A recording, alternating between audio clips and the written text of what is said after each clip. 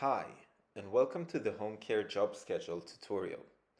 In this tutorial, we're going to be showing you how you can quickly and efficiently schedule your home care staff and ensure that they always have the most updated shift information straight in their pockets.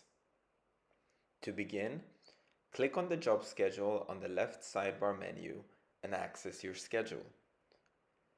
The first thing you'll see is a simple to use calendar board with your users on the left and the dates on the top. Each block represents a shift and each color represents a job, or a client in our case.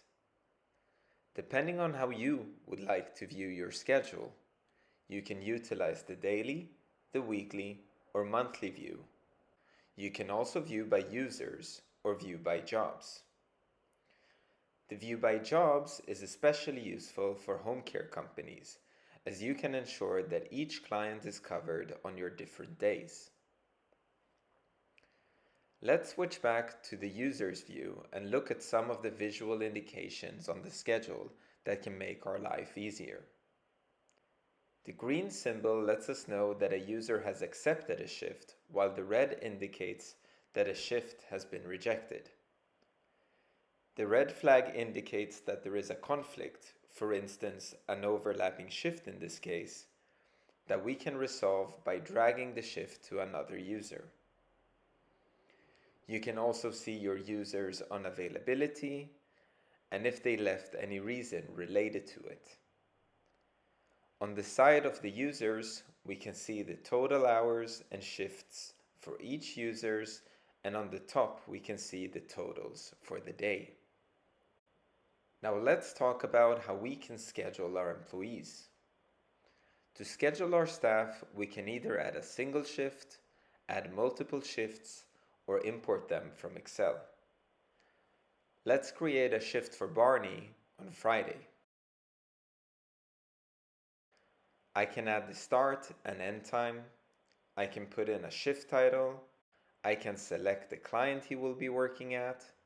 I can decide if he will work this shift alone or with another user.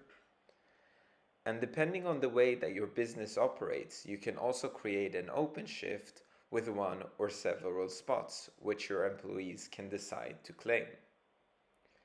After that, I can add a location, special instructions about that specific shift, any related tasks. I can repeat the shift, and finally, I can decide if I want to save it as a draft, meaning I am still preparing the schedule, or publish it immediately to my users. Apart from creating a single shift, there are ways to speed up your scheduling. For instance, I can drag a shift over, click on it,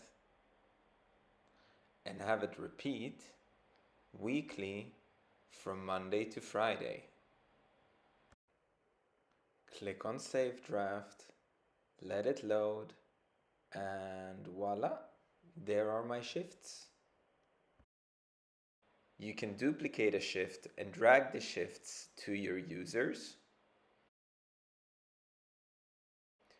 You can utilize different templates and drag them to your calendar board.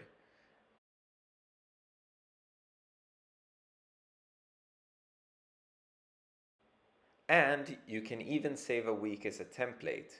Go to the next week and load all of the shifts at once.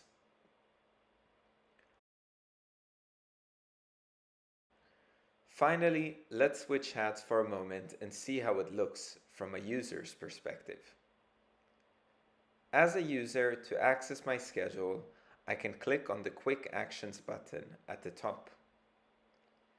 Here I can see all of my shifts that have been assigned to me, and if my manager has allowed it, I can see my colleagues' shifts as well. By clicking on my shift, I have all the information that I need.